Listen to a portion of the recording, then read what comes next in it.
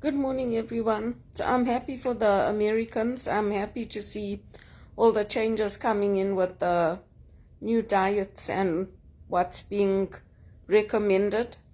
And I just want to say that sometimes you can do all that and you can still end up like me, obese.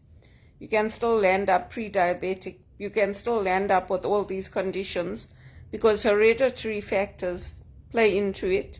And also the way our food is processed in Canada. Because even if you're buying like a tin of vegetables or whatever, the preservatives in there is not like buying the things fresh from the land. So I did all the right things. I ate properly, I exercised, drank lots of water, and I still ended up getting obese. And also working those overnight shifts, that also affects your body clock. Now, some people like it, I didn't.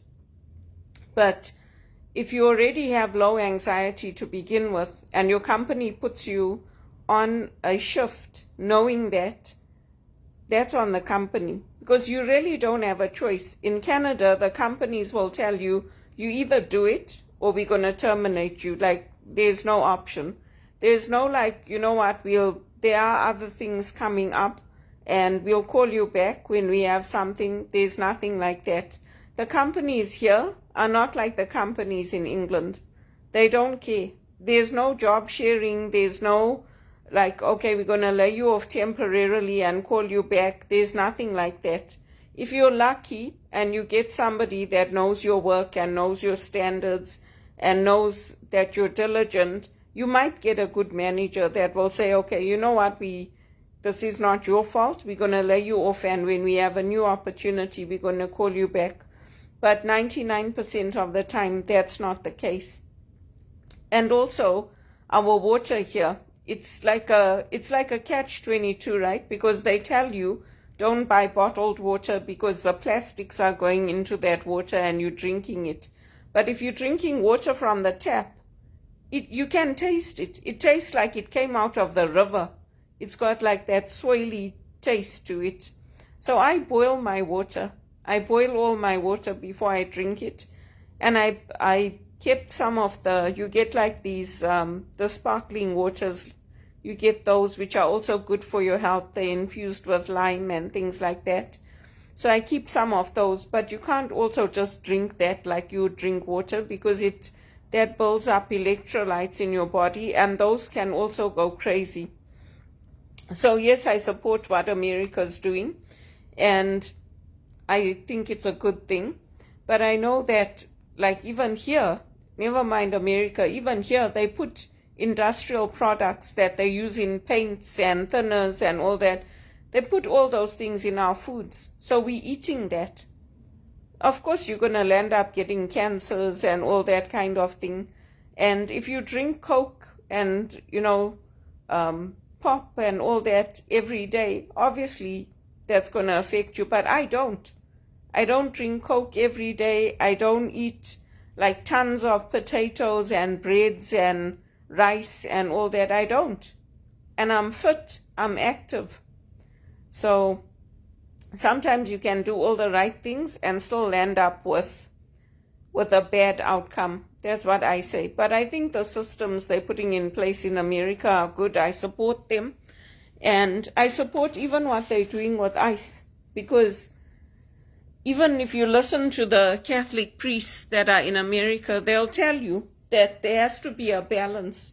You can't just keep bringing in more and more refugees, and the people at home don't have jobs, don't have housing, don't have food. It's the same thing in Canada. Yes, we want to help, and yes, we want to do good, and yes, we want to be a good country. But if people are coming in and people are here and they don't have jobs like me, then it's not fair to us. And believe you me, I faced the same thing in England. When I was in England on a working holiday, I wanted to stay there.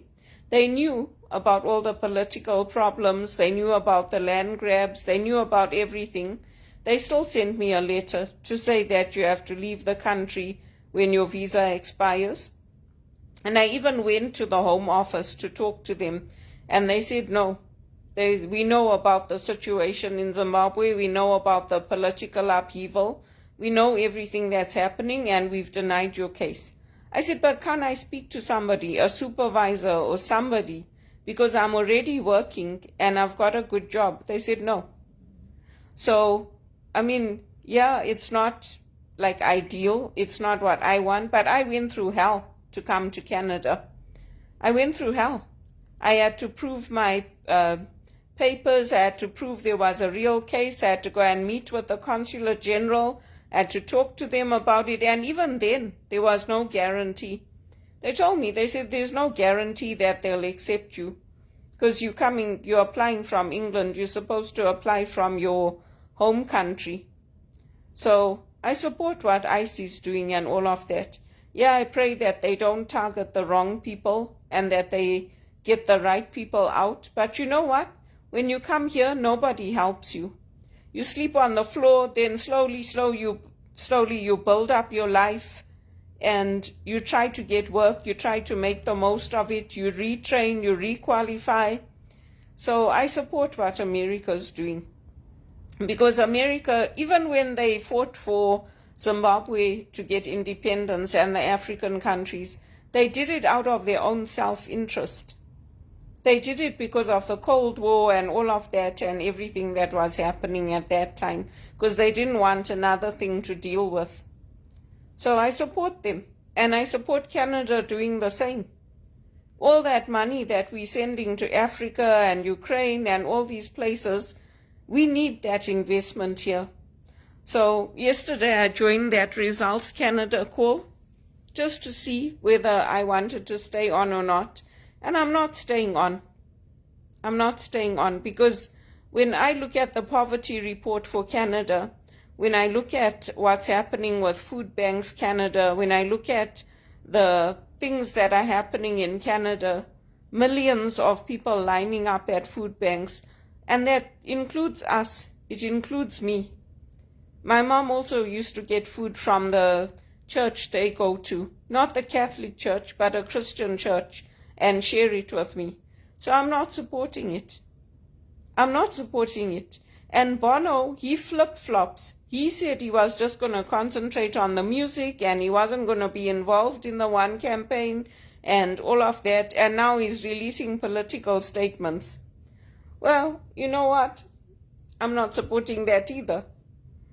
Because those of us who did the work for him, those of us who were there for him, those of us who gave our love and our time and proved it in action, we're not getting any of the benefits.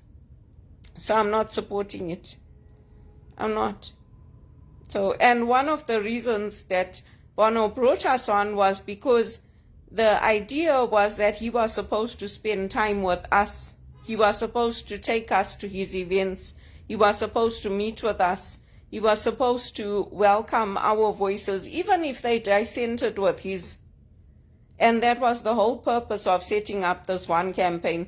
Not to go there and say, oh yeah, we all drinking the Kool-Aid and we all supporting international development and oh, we all gonna fall at Bono's feet. Oh no.